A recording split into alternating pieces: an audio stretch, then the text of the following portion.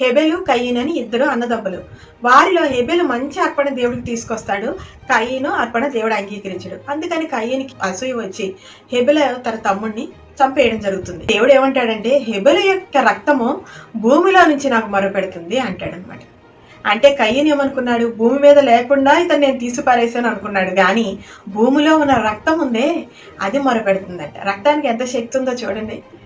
కయ్యన్ని దేవుడు శపిస్తాడు. ఒక మనిషి రక్తానికే అది మూలిగి దేవుని తీసుకొచ్చి తన యొక్క రక్తానికి బదులుని ఆశించిందంటే మరి పరమ పరిశుద్ధుడైన యేసు ప్రభు రక్తం ఎంత గొప్పదండి. దాన్ని ఎంతో సాధారణంగా తీసుకోవద్దు మీరు. చాలా పవర్ ఉంటుందండి, చాలా శక్తి ఉంటుంది. ఈ యొక్క పాప లోకంలో ఇంకా పాపంలోనే ఉండి ఇంకా చీకటి బ్రతుకులే మనం ఎందుకు బ్రతకాలి? మనం ఇప్పుడే ఆయన రక్తం ఎంత పరిశుద్ధీకరిస్తుందంటే ఆయన రక్తాన్ని నమ్ముకుని మనం ఇప్పుడే పరిశుద్ధత వైపుకి నడిచిపోవాల్సిన అవసరం ఉంది. యేసు రక్తాన్ని మనం పస్కా బలిపశువు యొక్క రక్తంతో పోల్చి